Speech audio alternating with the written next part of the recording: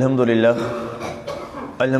وحدہ والصلاة والسلام علی من لا نبی بعدہ اما بعد فاعوذ باللہ من الشیطان الرجیم بسم اللہ الرحمن الرحیم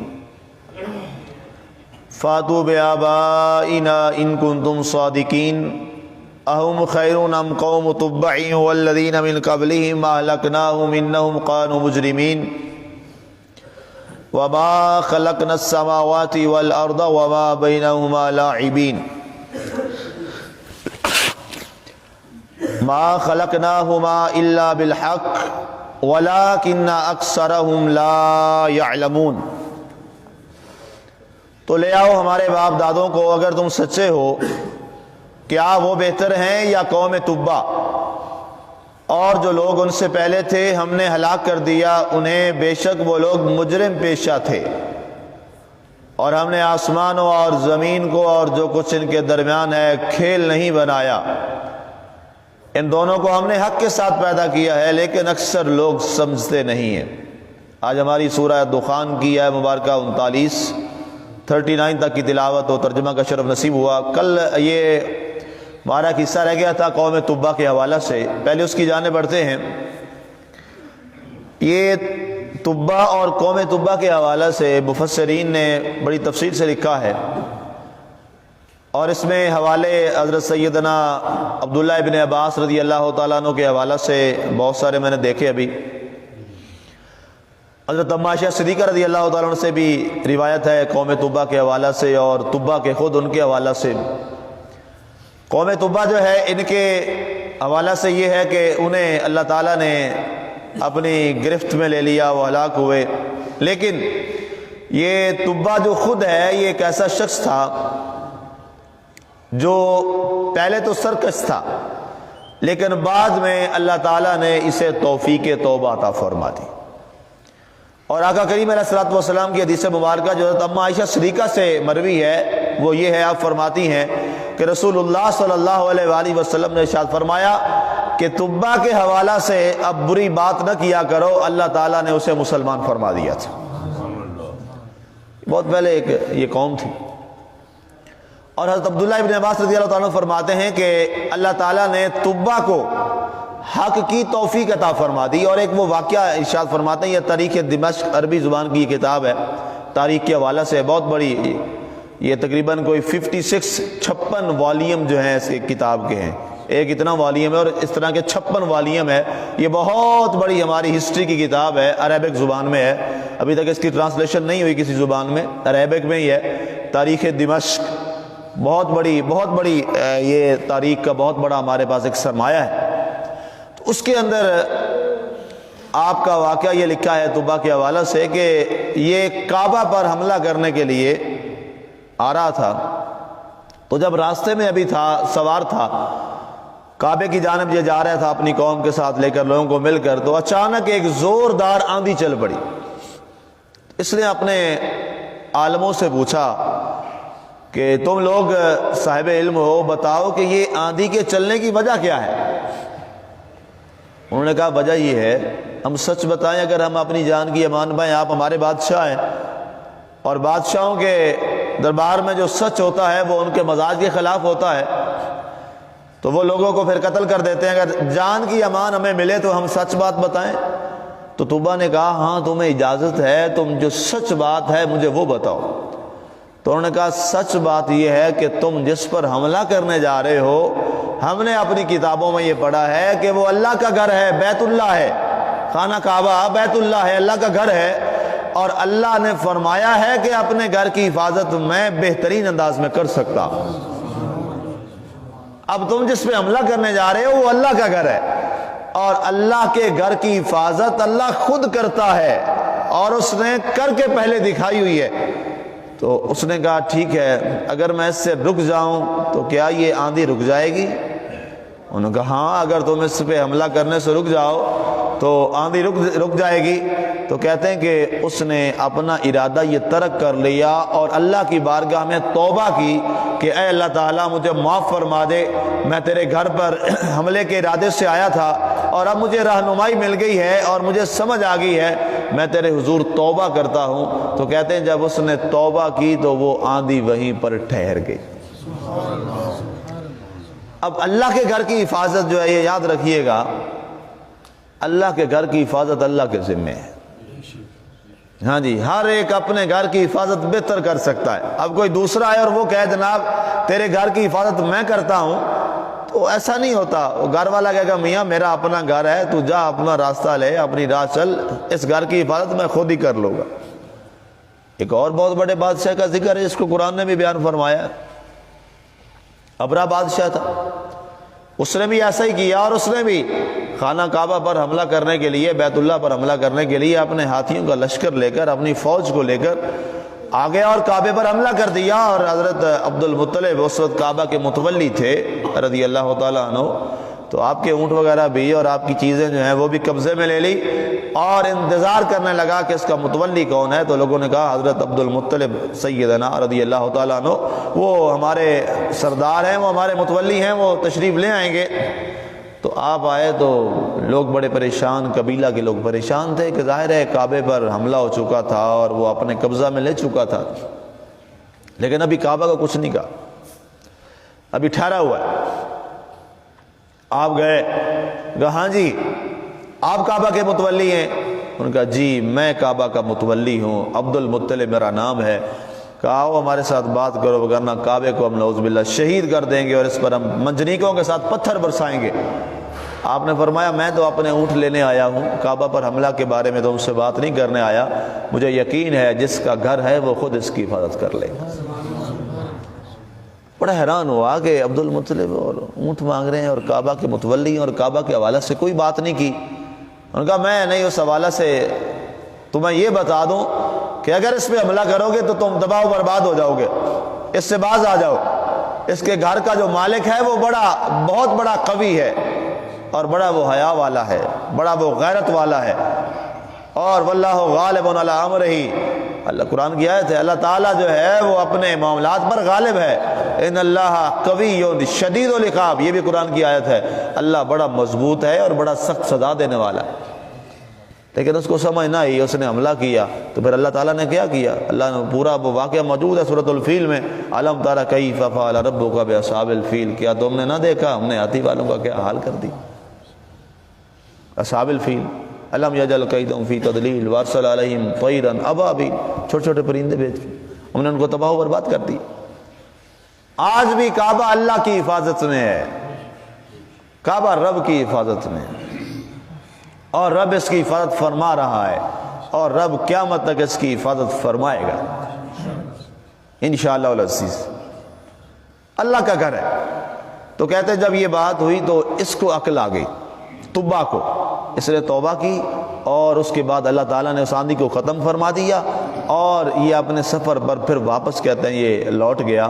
تو اس بنیاد پر عبداللہ ابن عباس رضی اللہ عنہ فرماتے ہیں کہ طبا کے بارے میں کوئی برا جملہ نہ بولا جائے، کیونکہ اللہ تعالیٰ نے اس کو موت سے پہلے توفیق توبہ عطا فرما دی تھی، اور وہ توبہ طیب ہو گئے۔ لیکن اس کی جو قوم تھی اس کی ہلاکت کا جو یہاں ظاہر ہے قرآن میں ذکر بھی ہے، تو اللہ نے فرمایا اہم خیر ام قوم تبع والذین من قبلہم اہلکناہم انہم کانوا مجرمین۔ فرمایا اے لوگو، اے کفار قریش، اے کفار مکہ، ہم نے ان کو بھی ہلاک کر دیا، وہ ایک مجرم قوم تھی، جرم پیشہ قوم تھی، ہم نے انہیں تباہ و برباد کر دیا۔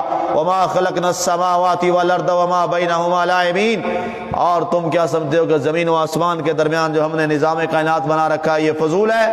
کہ اس کا کوئی اصول اور قاعدہ اور ضابطہ اور اس کا مقصد نہیں ہے یہ پیدا کرنے کا؟ رب نے فرمایا آسمان و زمین اور جو وما بینہما، اور اس کے درمیان جو کچھ موجود ہے یہ فضول میں نہیں ہے، اللہ نے جو جو پیدا کیا ہے اس کا کوئی نہ کوئی مقصد حیات ہے۔ یہاں ایک اللہ نے اگر ذرہ بھی پیدا کیا ہے اس ذرے کا بھی ایک مقصد ہے،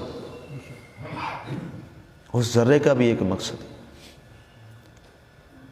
اور میں آپ کو ایک مثال دوں، چائنا کے اندر انہوں نے کہا یہ چوہے جو ہے نا اس کی وجہ سے بڑی بیماری آ رہی، سارے چوہے ختم کر دو، جہاں جہاں سرکاری سطح پہ فیصلہ کیا گیا، انہوں نے کہا اس کو ختم کر، ظاہر ہے یہ چائنیز لوگ جو ہے نا یہ دنیا کی گندی ترین قوم، یہ بدھمس کے ساتھ ادن کا ریلیٹ کرتے ہیں یہ لوگ، نعوذ باللہ، یہ خدا کے تصور کو بھی نہیں مانتے۔ استغفر اللہ الیاذ باللہ، استغفر اللہ الیاذ باللہ۔ یہ بہت خطرناک قوم ہے۔ ہمارے ہاں یہ کہا تو جاتا ہے چائنا کی دوستیوں کے حوالے سے، یہ ان کے ذاتی مفادات ہیں۔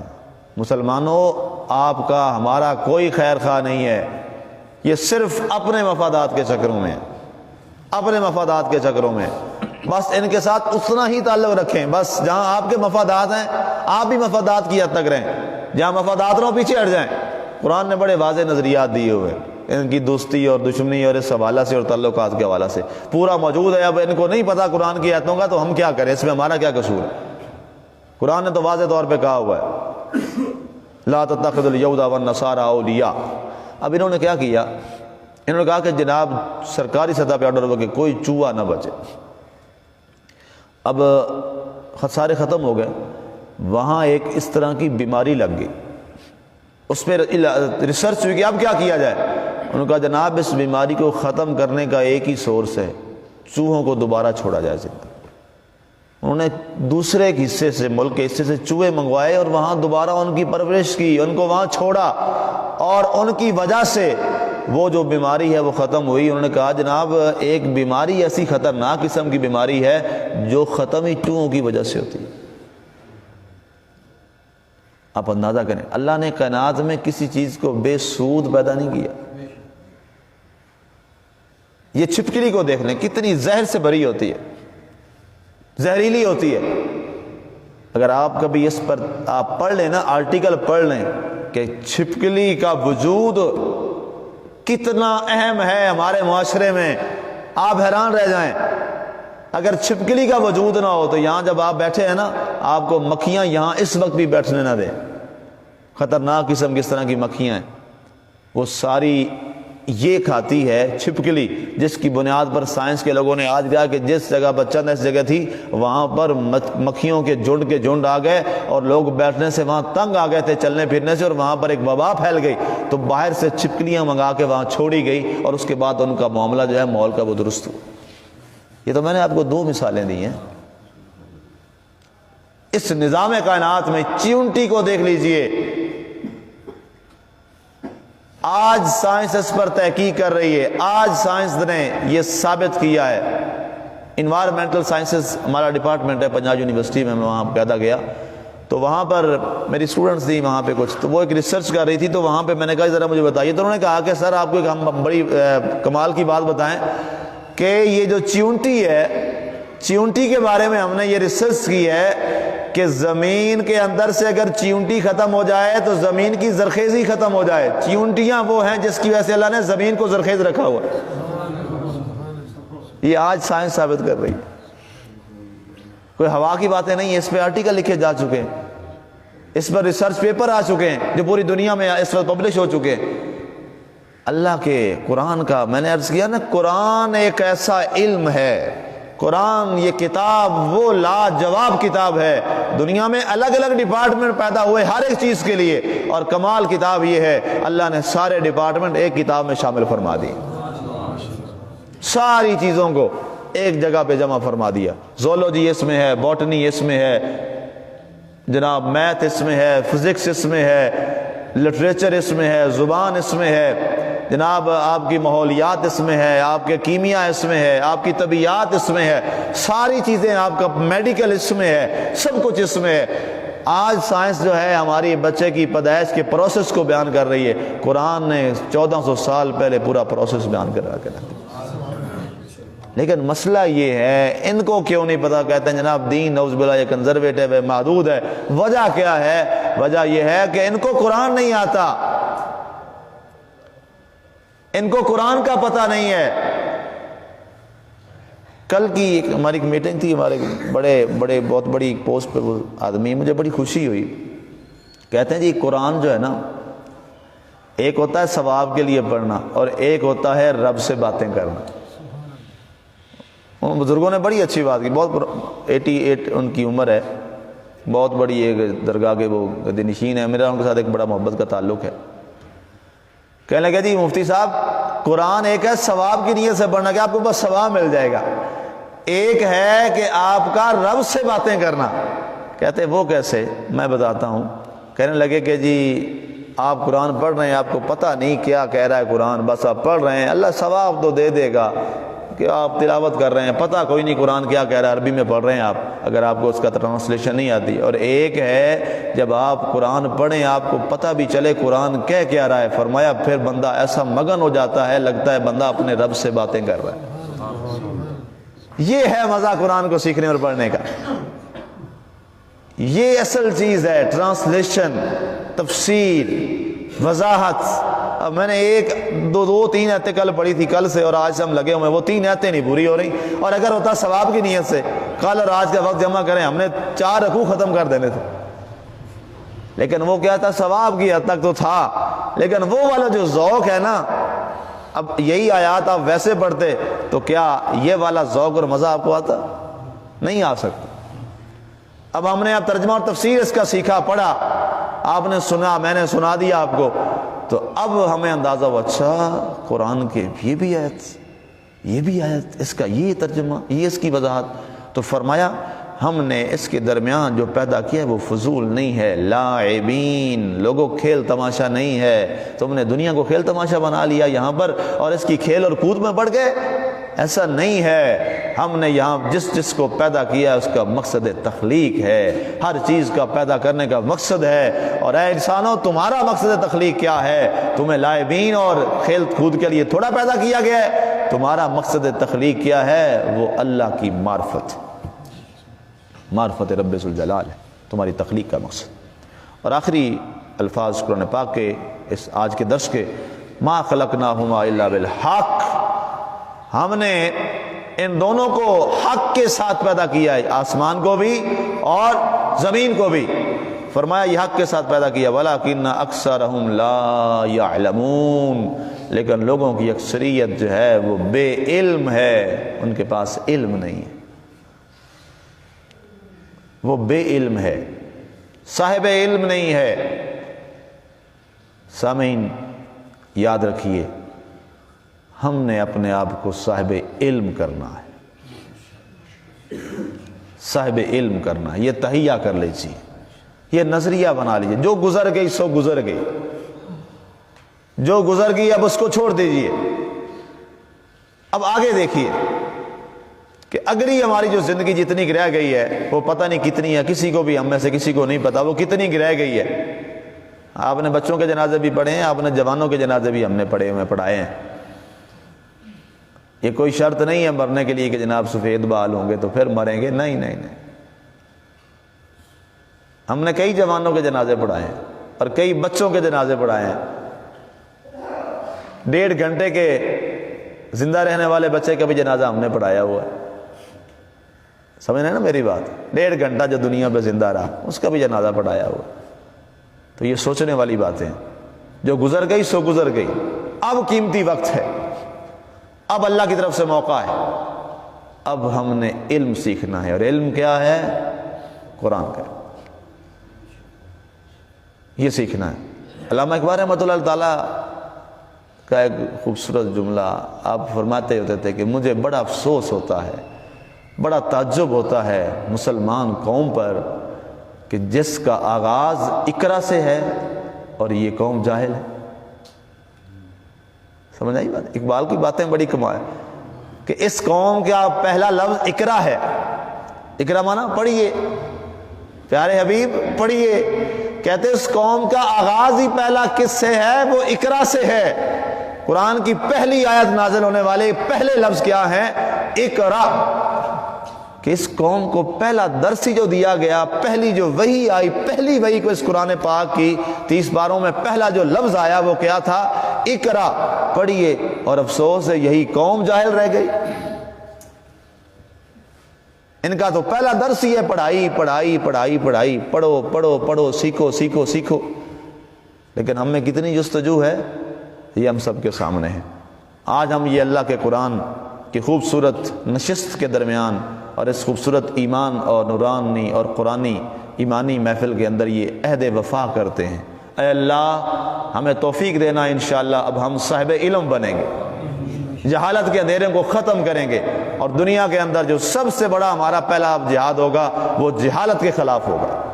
جس وقت ہم اپنی قوم کو ایجوکیٹ کر لیں گے، انہیں ہم اپنے پاک کلام قرآن پاک کا علم دے دیں گے، پھر ہمیں تالوں کی ضرورت نہیں رہے گی۔ اس قوم کو پتہ ہوگا کہ چوری کتنا بڑا جرم ہے، فراڈ کتنا بڑا جرم ہے، ملاوٹ کتنا بڑا جرم ہے، غیبت کتنا بڑا گناہ ہے، کیونکہ جب ہم قرآن سیکھ لیں گے اور ایجوکیٹ ہو جائیں گے اور اس پہ ہم عمل کریں گے۔ اللہ کی ذات ہم سب کی رہنمائی فرمائے، آمین۔ وما علینا الا البلاغ۔